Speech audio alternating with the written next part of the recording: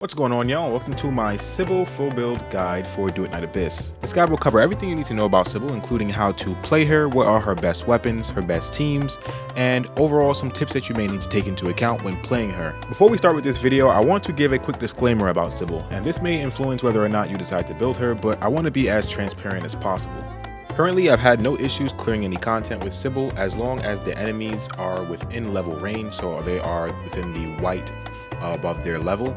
I've had no issues clearing any content with her, any bosses or anything like that. Where the issues come with her is more when the enemies start to become red. At the moment, I cannot get her to do enough damage to actually kill those red enemies as fast as other characters like Lynn, Psyche, and Outsider. I think this actually will get better once I start to get gold demon wedges on her and her weapons.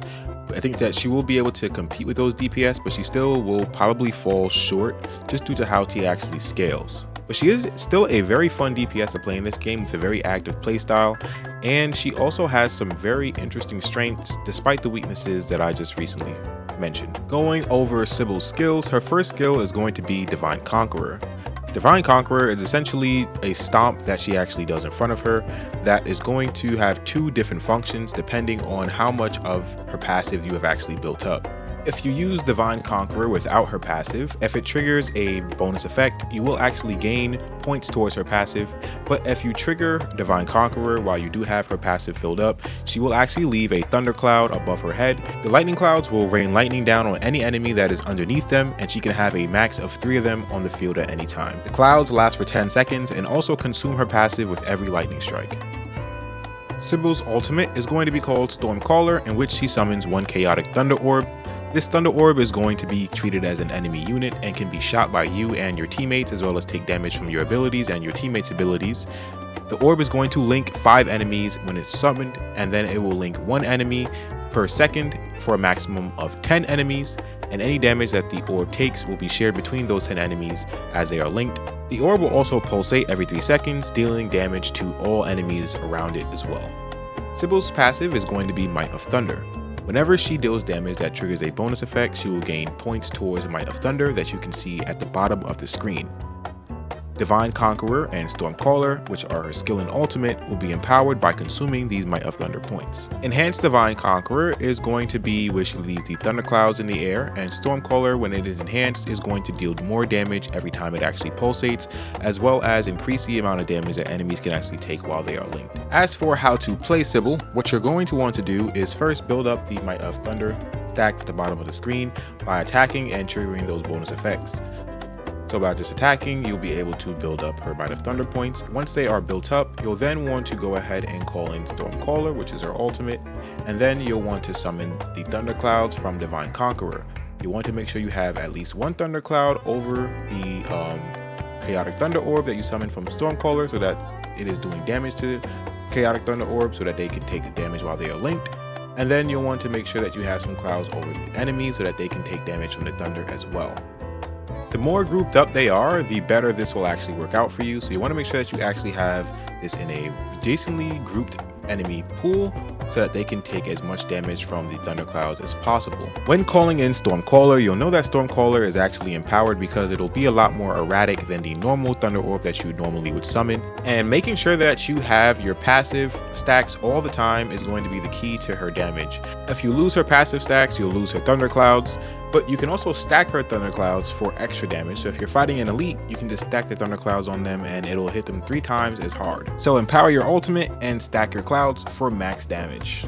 Sibylle also does a lot of damage to enemy shields. So any type of shield that enemies may have, she shreds completely straight through the shields, and she's also able to skip a few boss mechanics with this as well, but that will be later on in the build showcase. So now taking a look at my Sibylle build, first thing we need to go over is Introns, because I think Introns actually help her quite a bit, especially with maintaining her passive stacks.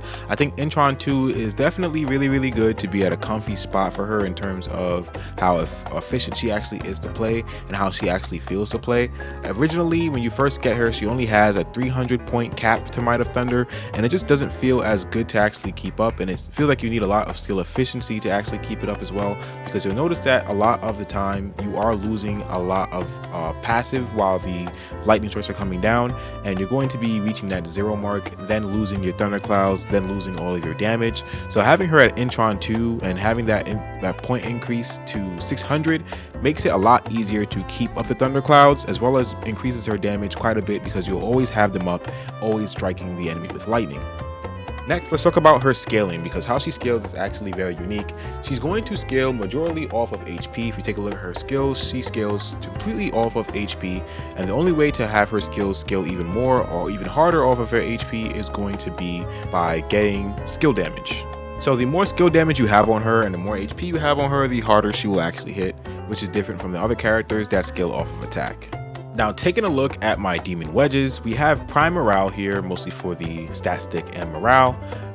Thunder wildfire, mostly here for the skill damage and skill range. Ravaging thunder, which I don't think is necessarily the best on her, because you don't want to be spamming skills too much on her. You more want to manage your sanity to make sure you're always able to have the thunderclouds up, so you'll be using skills once every like 10 seconds around that time once you have yourself fully set up. But the good thing about this here is that these buff lasts for 16 seconds and your clouds last for 10 seconds, so you have about a 6-second buffer to refresh the actual buff and get an extra stack. Next, we have Nirvana to give more HP so she can hit harder and scale even more. We Blaze Nirvana, the attack not really important, but it does give you HP, and HP is going to help her out. Another Blaze Nirvana for more HP.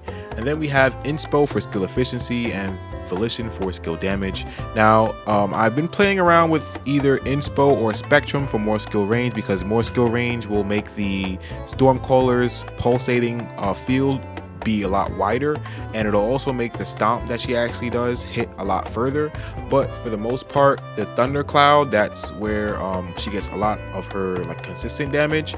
That is a fixed skill range, so upgrading her skill range is not going to make the thundercloud bigger. So you could go for either Spectrum if you just want to have the stomp be a lot wider of a radius, as well as have the electro pulsating be a lot bigger, or you can go Inspo if you just want to have that comfortability and have a little bit more skill efficiency, so you don't run out of sanity as much, because there is some times where if you don't manage her actual clouds properly, you may run out of stamina, or you may run out of sanity. So by having skill efficiency, it'll alleviate that if you do mess up her rotation. You could also slot in a wings if you wanted to here. You could +3 a wings and slot it in, so you get extra 66 sanity.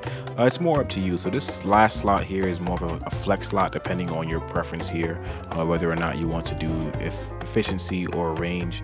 My personal preference is between efficiency and range. One of these two here I think is really good, but you could do one of the three, either one is fine. Taking a look at Sibylle's weapon, we have her signature Undying Oneros, which gives you a max HP increase and then grants you 86% max HP at max stacks every time you trigger a bonus effect.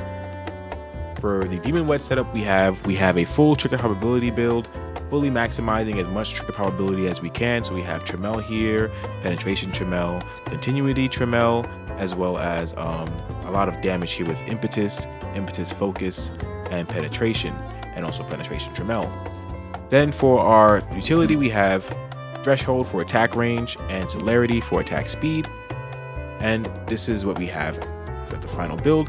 Trigger probability of 95%, which allows us to always have our might stacks, as well as always trigger a bonus effect to always have our max HP as high as it can actually be.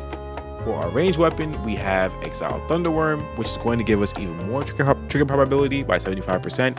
And whenever we trigger a bonus effect, we will gain 45% skill damage for 10 seconds. This is really good to give ourselves some more extra skill damage to increase our damage that we'll be doing, and because we'll be increasing our scaling. And for our build we have on this weapon, we have a full trigger probability build, again with Penetration Tremel, Rage Tremel, Tremel, and then we have damage here with Impetus, Penetration, Pierce, which every time we trigger a bonus effect when we're attacking HP, we'll do extra spike damage. We have Arrow for extra max ammo, because originally this weapon does not have a very big magazine. And then we have Dexterity for more reload speed, so that we can reload even faster on this weapon to keep our stacks up even more while lightning is striking down. With this setup, I have no issues at all with keeping up our passive, and I never ever have a Thundercloud ever go out on me. It's always up whenever I need him to be up, and anytime I need to reapply them, I can reapply them without any worry about me ever falling out of my passive and losing damage. As for the Geniemon recommendations for Sibylle, we have a couple. Electrelf is going to be her best because of sanity and skill damage increase. If you don't have Electrelf, you can use Miraculous Catus for the extra sanity here. As always, this is really good. Giving your teammates extra sanity and some extra survivability is always good. And then if you're farming, you're always going to want to use Boxy. So if you're farming, always use Boxy. Otherwise, Electrelf or Miraculous Catus. As for team recommendations, it is very limited right now at the moment. We only have a couple of characters that work very well with her. In my opinion, I think Tabitha and Truffle and Filbert are going to be the best supports for her at the moment. Truffle and Filbert, for again, the damage increase that she gives is universal, very good, and it will also help her because she is a max HP scaler. This is not attack, this is straight damage, so it does help her overall damage. As for Tabitha, she is going to go ahead and give you a skill damage boost, but not only does she give you a skill damage boost, these tentacles are extremely helpful for her because they lock down the enemy and allow them to be locked in place and allow her thunderclouds to always hit the enemies without them having to be knocked back, without them running out of the thunderclouds. She's just a very good lockdown CC character that pairs very well with Sibylle in my opinion. That is it for my Sibylle build. The rest of the video will just be a build showcase. As always, if this video helped you out, let me know in the comments or by leaving a like on the video. I appreciate y'all for watching as always. Thank you for watching, and I'll catch y'all in the next one. Be easy, be safe, y'all, and peace.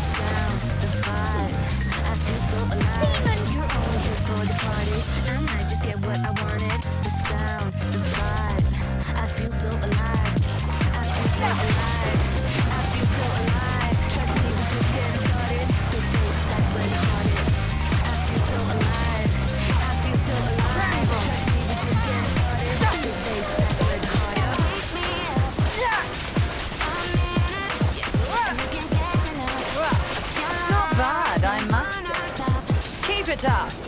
Get lost.